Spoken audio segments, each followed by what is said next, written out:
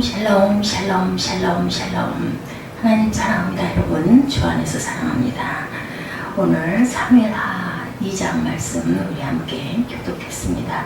1절에서 32절까지 말씀이죠. 먼저 사울 왕이 블레셋과 전쟁에서 패하고 죽고 난 후에 다윗이 죽게 여쭈었다. 사울 왕과 세 아들이 죽어서 1장에서는 다윗이 아름답고 슬픈 노래를 지어서 부르고, 그리고 백성들에게도 모두 그 노래를 가르쳐서 부르게 하죠. 그리고 애도합니다. 그리고 나서는 이제는 하나님께 기도해서 여쭤보죠. 1절에 제가 유다에 있는 성부로 올라가도 되겠습니까? 하고 물어봅니다. 주께서 다윗에게 올라가라. 어디로 갈까요? 그랬더니 헤브론으로 가라고 말씀하시죠. 다윗이 헤브론으로 올라갑니다. 두 아내를 데리고 가죠. 이스라엘 여인 아히노함과 갈멜 사람 나발의 아내였던 아비가일을 데리고 갑니다. 다윗은 부하들과 그들의 온 가족을 데리고 함께 올라가서 그들의 헤브론과 주변의 여러 성읍에서 살게 하고, 유다 사람들이 헤브론 성읍에 있는 다윗을 찾아와서 다윗에게 기름을 부어 그를 유다 백성의 왕으로 삼습니다. 다윗은 길르앗 야베스의 사람들이 사울을 장사 지내 주었다는 사실을 또한 알고 길르앗 야베스 주민에게 사람을 보내서 그들에게 칭찬하죠. 야베스 주민 여러분이 사울 왕의 장례를 잘 치러주어서 왕에게 의리를 지켰으니 주께서 여러분들에게 복을 주실 것이다. 직문으로 말하면 축복을 합니다. 여러분이 좋은 일을 하였으니 주께서 여러분을 친절과 성실로 대하여 주시기를 내가 축복한다. 나도 앞으로 여러분에게 잘하겠습니다. 이렇게 약속을 하죠. 비록 여러분의 왕 사울 왕께서 세상을 떠나셨으나 유다 사람이 나에게 기름을 부어서 왕으로 삼았으니 여러분은 이제 낙심하지 말고 용기를 내시기 바랍니다. 한편 사울의 군대 장관이었던 아브넬은 사울과는 사촌 형제의 지간이죠. 아브넬은 사울 왕이 죽자 자신의 조카뻘인 사울의 넷째 아들 이스보셋을 데리고, 아들이 하나 남았어요. 세 아들은 죽고 요단강 동편에 있는 마하나임 성으로 건너가서 거기서 이스보셋을 왕으로 세웁니다. 유다 지파를 제외한 이스라엘 11지파가 이스보셋을 왕으로 인정을 하고 따르죠. 그러니 다윗은 한 지파 헤브론 그 주변에 있는 사람들이 왕으로 세우고, 이제 사울의 넷째 아들 이스보셋은 마하나임 성으로 올라가서 유다 지파를 제외한 이스라엘 11지파의 왕이 되는 거죠.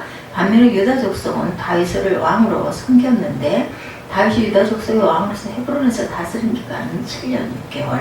사울의 아들 이스보셋이 왕이 되었지만 실질적인 권력은 군대 장관 아브넬이 쥐고, 사촌 형제인 아브넬이 쥐고 있었죠. 삼촌입니다. 그렇죠. 아브넬은 자기 뜻대로 다윗의 진영을 누르고 이스라엘의 패권을 차지할 목적으로 군대를 이끌고 마하나임을 떠나 기브온으로 건너와서 전쟁을 일으킵니다. 헤브론에 주둔하고 있던 다윗의 군대 진영에서도 다윗의 군대 장관이었던 요압이 군사들을 거느리고 마주대하게 되죠. 장군이 이제 싸움을 합니다. 아브넬과 요압 장군이죠. 두 장군이 기브온 연못을 사이에 두고 서로 맞붙게 되죠. 한편은 연못의 이쪽, 한편은 연못 저쪽에서. 오만 방자였던 아비넬은 요압에게 이런 제안을 합니다. 청년들을 내세워서 서로 겨루게 하자. 요압도 그렇게 하자고 합니다. 양쪽 진영에서 각각 12명의 청년들을 뽑아서 싸우게 합니다. 그들은 각기 이스라엘 12지파를 대표한다는 의미도 있었죠. 그들은 치열하게 싸웁니다. 결국 서로 상대편 머리카락을 거머쥐고 옆구리를 칼로 찔러서 모두 죽습니다. 그래서 그곳을 헷갈 핫수림, 곧 칼의 벌판이다, 이렇게 부르게 됐다고 합니다. 청년들의 결투 이후에 전면전이 이제 함께 막 엉켜 싸우죠. 하나님은 다윗의 편에 서셨습니다. 그러니 누가 이기겠어요?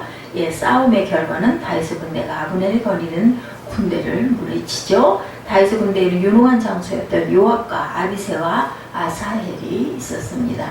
이들은 다윗의 누이인 수레의 자녀들로서 다윗의 조카들이었어요. 셋째인 아사헬은 노루처럼 다른박질을 잘했습니다. 아사헬의 전쟁에서 패하여 도망치는 아브넬을 뒤쫓기 시작을 합니다.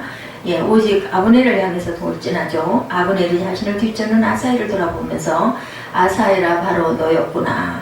아브넬이 아사헬을 타이릅니다.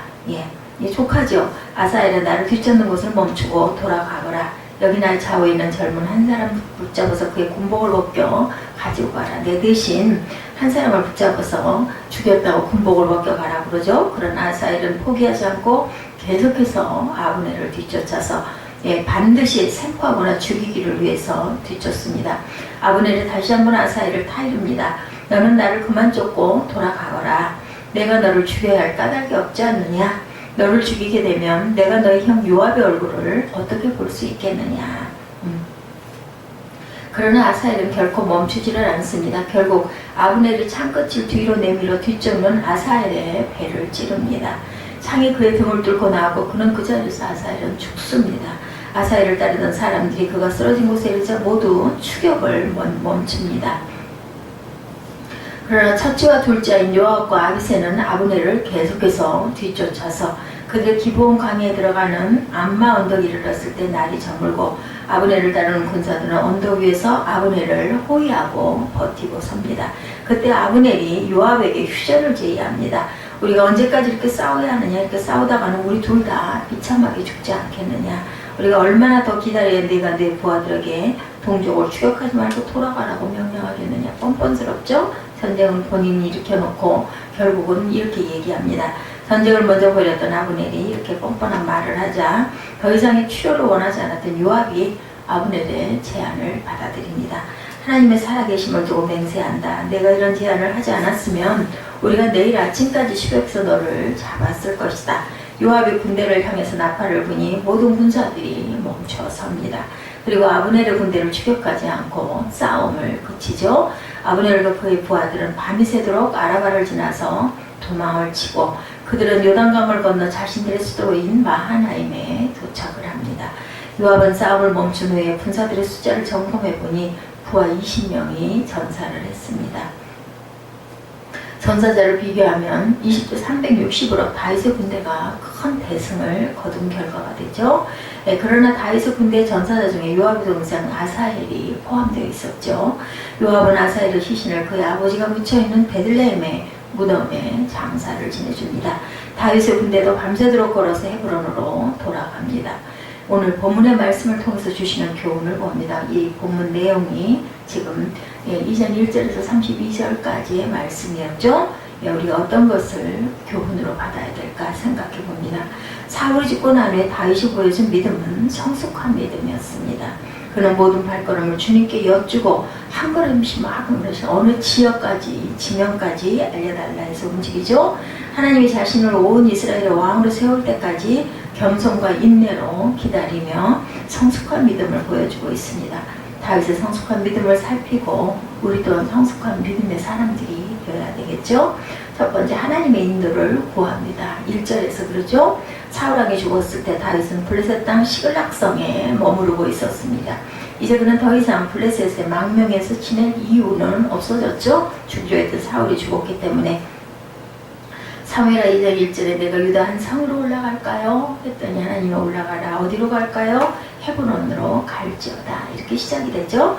그럼에도 다윗은 하나님께 여쭈어서 주여 유다 지파 땅으로 돌아갈까요? 하고 또 묻습니다. 하나님이 돌아가라고 하시자 어느 성읍으로? 헤브론 성으로 가라. 지명까지 정확하게 여쭙죠. 헤브론 성은 다윗이 거주하기 가장 적합한 장소였고 그것을 영적으로 아브라함과 이삭과 야곱이 살던 곳이고 그들이 묻혀있는 성읍입니다. 또한 성읍이 산지로 되어 있어서 군사적인 요충지고 유다 지파의 중심부이기도 했죠. 다윗이 이처럼 하나님의 세밀한 인도를 받으며 헤브론으로 갔을 때 모든 것이 형통하고 평탄했습니다. 다윗 스스로 왕이 되려고 하지 않았어도 유다 지파가 자원하여 다윗에게 기름을 부어서 왕으로 추대를 하죠. 5절에 잠언 5절에 3장 5절에 너는 마음을 다하여 야훼를 의뢰하고 내 명철을 의지하지 말라고 말씀을 하죠. 너는 범사에 그를 인정하라. 그리하면 내 길을 지도하시리라고 자만에 나와 있습니다. 그러므로 우리도 하나님께 당연한 것이라도 하나님께 여쭤보는 그런 기도하는 삶을 살아야 되겠죠. 그래서 하나님의 세밀하고 정확한 인도를 받으면서 살면 절대로 실패할 이유가 없습니다. 두 번째, 하나님의 약속을 믿고 인내하는 다윗의 모습이죠. 다윗은 헤브론에서 유다 지파의 시대를 받고 유다 지파의 왕이 되었죠. 사실 다윗은 15년 전 15살 때 사무엘 선지자로부터 기름 왕으로 이스라엘 왕이 될 것이라는 예언과 함께 기름 부음을 받았습니다. 그런데 15년이 지나서 30살의 왕이 되었으니 드디어 하나님의 약속이 15년 만에 성취가 된 거죠. 그러나 다윗이 이스라엘의 12지파의 왕이 된 게 아니라 유다지파 한 지파의 왕이었습니다. 그렇게 지낸 세월이 7년 6개월, 벌써 15년과 7년을 합하면 22년 6개월 동안을 기름 부음을 받고도 기다리는 그런 세월. 그동안 이스라엘 11지파는 다윗을 왕으로 인정하지 않았습니다. 한동안 사울의 아들 이스보셋을 왕으로 인정하고 따르죠. 만약 다윗이 하나님의 약속을 주장하면서 스스로 12지파의 왕으로 등극해야 되겠다고 마음을 먹었다면 이스보셋을 공격했다면 다윗의 군사적인 역량으로 볼 때 반드시 이겼겠죠. 오른 본문에서도 결국은 후퇴해 준 것도 요압 장군이 후퇴를 해줍니다. 숫자적으로도 20명밖에 전사하지 않고 그들은 360명이나 죽었다고 나타나 있죠. 그러나 다윗은 겸손하게 끝까지 인내했다. 15년을 기다린 것처럼 다시 7년 6개월을 기다렸죠. 인간적인 자존심보다 명예의 권력보다 하나님의 뜻을 더 중요히 여겼다. 모든 자를 크게 하심과 강하게 하심은 오직 하나님의 손에 달려 있음을 믿고 기다렸습니다. 역대상 29장 12절에 부와 귀가 주께로 말미암고 또 주는 만유의 주자가 되사 손에 권세와 능력이 있사오니 모든 자를 크게 하심과 강하게 하심에 주의 손에 있나이다. 이렇게 나타나죠. 또한 이 기간은 하나님이 다윗을 시험하는 기간이기도 했습니다. 다윗이 하나님의 주권을 온전히 인정하는지 지켜보는 하나의 시험의 기간이었다. 다윗은 인내로 하나님의 시험을 통과합니다. 야고보서 1장 2절에 여러 가지 시험을 만나거든 온전히 기쁘게 여겨라. 인내를 온전히 이루라. 이는 너희를 온전하고 구비하여 조금도 부족함이 없게 하려 함이라. 그러므로 우리도 모든 주권이 하나님께 있음을 믿고 겸손과 인내를 온전히 이루어야 되겠죠. 때로는 자존심이 상하고 속상한 일이 있어도 하나님께 맡기고 인내합시다. 때가 되면 하나님께서 반드시 이루어 주시는 거죠. 세 번째, 상대를 칭찬하고 축복하는 다윗입니다.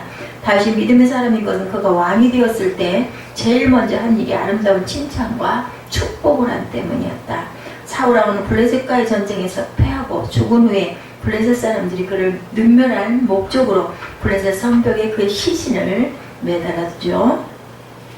이때 요단강 동편에 있던 길르앗 야베스 사람들이 사울이 생전에 자신들을 유기해서 건져둔 은혜를 기억하고 그 은혜에 보답할 목적으로 블레셋 땅에 기습적으로 들어가서 사울의 시신을 거두어서 야베스 땅에 장례를 지내주었었죠. 사무엘하 2장 5절에 너희가 너희 주 사울에게 이처럼 은혜를 베풀어 장사했으니 야훼께 복을 받을 자다 하고 축복을 합니다. 6절에 너희가 이 일을 하여서 이제 야훼께서 은혜와 진리로 너희에게 베푸시기를 원하고 나도 이 선한 일을 너희에게 갚겠다.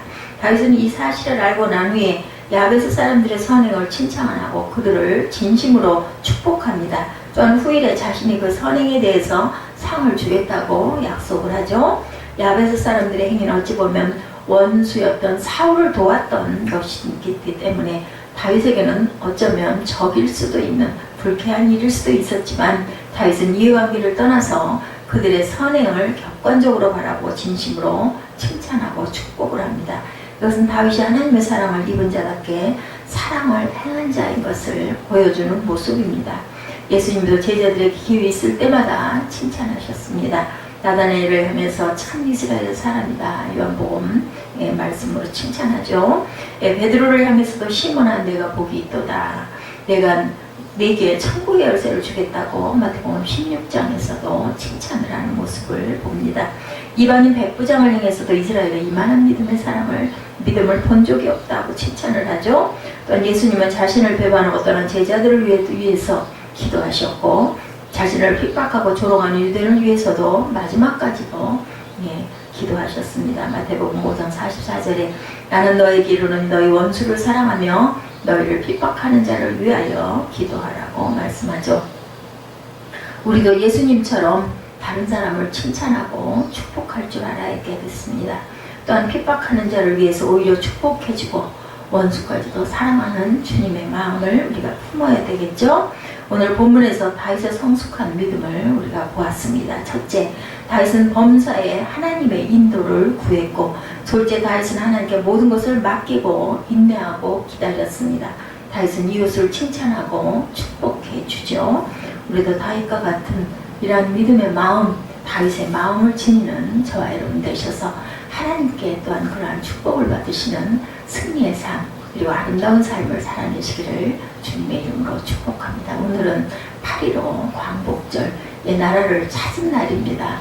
그래서 경축하는 그러한 공휴일이죠. 예, 이 땅을 하나님의 손으로 붙들어 주심을, 또한 하나님의 은혜를 감사하고, 광복을 위해서 운동하다 돌아가신 많은 호구 경영들을 위해서 묵상하시는 저와 여러분 되시기를 주님의 이름으로 축복합니다. 기도하시겠습니다.